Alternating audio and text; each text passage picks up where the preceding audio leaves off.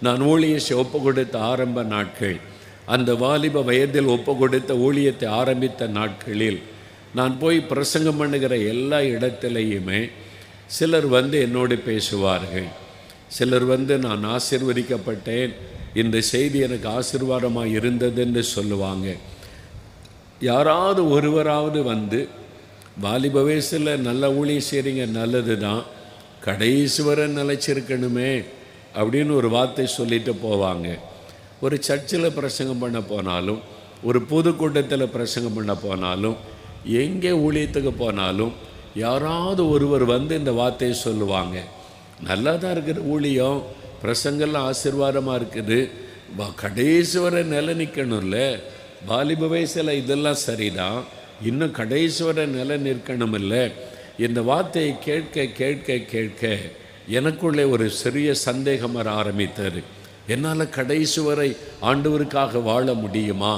என்னால் கடைசி வரை பரிசுத்தத்தோடு ஆண்டவரை பின்பற்ற முடியுமா என்பதான கேள்வி.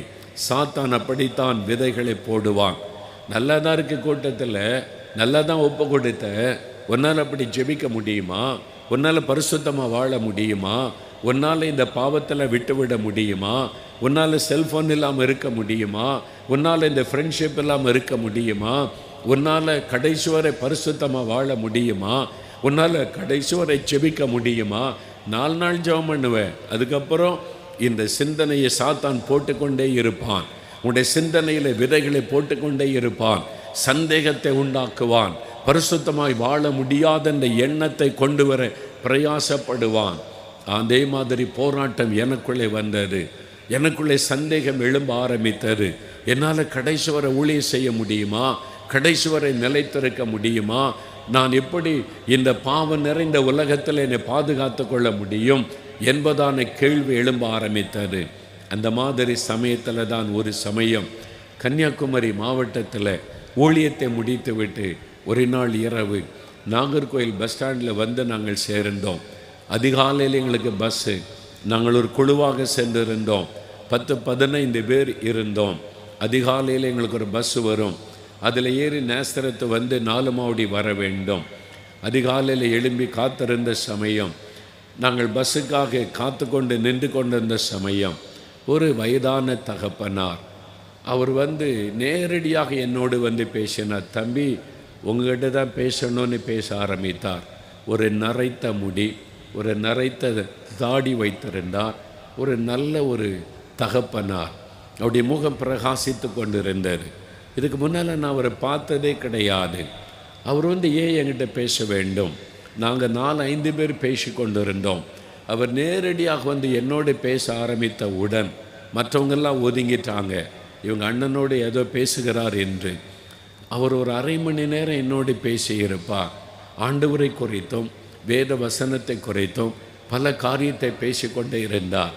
அவர் பேச பேச ரொம்ப இனிமையாக இருந்தது. நான் கரங்களை கட்டி அதை கவனமாய் கேட்டுக்கொண்டு இருந்தேன். அதை கேட்க கேட்க மனதுக்கு ஒரு சந்தோஷம் உள்ளத்தில் உண்டானது. நீங்கள் யார், என்னை எப்படி தெரியும்னு கேட்கக்கூட எனக்கு வாய் வரவில்லை. அப்படியே அவர் பேசுவதை கவனித்து கொண்டே இருந்தேன். பஸ்ஸு வந்து விட்டார், எங்கள் டீமெல்லாம் ஏறிட்டாங்க. அவன் சொன்னாங்க, அண்ணன் பஸ்ஸை புறப்பட போது வாங்கன்னு கூப்பிட்டார்கள். அப்போ அந்த தகப்பனாரை பார்த்தேன், என் தோள் மேலே கை வைத்தார். நேருக்கு நேர் என் முகத்தை பார்த்து சொன்னார், தம்பி, வாலிப வயசில் ஊழியத்துக்கு ஒப்பு கொடுத்து வந்திருக்கிறீங்க, யோசேப்பை காத்து கொண்ட கர்த்தர் உங்களையும் காத்து கொள்ளுவார் என்று சொல்லிவிட்டு அவர் வேகமாய் நடந்து போனார். வேறு ஒன்று அவர் பேசவில்லை. கடைசியாக சொன்ன வார்த்தை அதுதான், யோசேப்பை காத்து கொண்ட கர்த்தர் உங்களையும் காத்து கொள்ளுவார். சொல்லிவிட்டு நடந்து போனார். நான் பஸ்ஸில் ஏறி உட்கார்ந்த உடனே அந்த வார்த்தை தொனித்து கொண்டே இருந்தது, யோசேப்பை காத்து கொண்ட கர்த்தர் உன்னையும் காத்து கொள்ளுவார், யோசேப்பை காத்து கொண்ட கர்த்தர் உன்னையும் காத்து கொள்ளுவார். அதுவரைக்கும் நான் நினைத்தேன், யோசேப்பு பாவத்துக்கு விலகி ஓடினதுனால தான் கர்த்தர் யோசேப்போடு கூட இருந்தார். அப்படித்தான் நான் எண்ணிக்கொண்டிருந்தேன். நான் திரும்பவும் வேதத்தை திறந்து அந்த ஆதியாகமம் 39ஆம் அதிகாரத்தை வாசித்த போது 6ஆம் வசனத்திலிருந்து 12ஆம் வசனத்தில் தான் யோசேப்புக்கு வந்த சோதனை, அவன் விலகி ஓடின சம்பவம் எழுதப்பட்டிருக்கிறது. ஆனால் 2-3 வசனம் சொல்லுகிறது, கர்த்தர் யோசேப்போடு கூட இருந்தார். கர்த்தர் யோசேப்போடு கூட இருந்தார். ஆவியானவர் என்னோடு பேசினார், என் மகனே, நான் யோசேப்போடு இருந்து அவனை பாவத்தில் சிக்கிக் கொள்ளாதபடி பாதுகாத்த தேவன் உன்னையும் காத்து கொள்ளுவேன், உன்னையும் நான் காத்து கொள்ளுவேன்.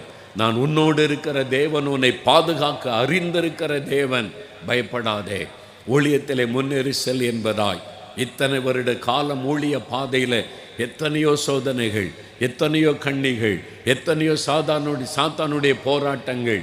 தேவனோ யோசேப்பை காத்து கொண்டதை போல இம்மட்டும் காத்து நடத்தின தேவன் உன்னை காத்து கொள்ளுவார் மகளே, உன்னை காத்து கொள்ளுவார் மகனே. பயப்படாதே, அவருடைய கரத்தை பிடித்து கொண்டு நடக்க பயப்படாதே, அவருடைய அழைப்பிற்கு ஒப்பு கொடுக்க பயப்படாதே, அவருடைய ஊழியத்தை நிறைவேற்ற அவரை பின்பற்றி வர பயப்படாதே. உலகத்தில் எத்தனை பெரிய சோதனைகள் வரட்டும், எத்தனை பெரிய சாத்தானுடைய கண்ணிகள் வரட்டும், எத்தனை பெரிய பாவ போராட்டங்கள் வரட்டும், உன்னை பாதுகாக்க அவர் வல்லமையுள்ள தேவனாயிருக்கிறார். யோசேப்போடு கூட இருந்து பாதுகாத்த தேவன் உன்னையும் அவர் பாதுகாத்து கொள்வார் என்பதை நீ அறிந்து கொள்.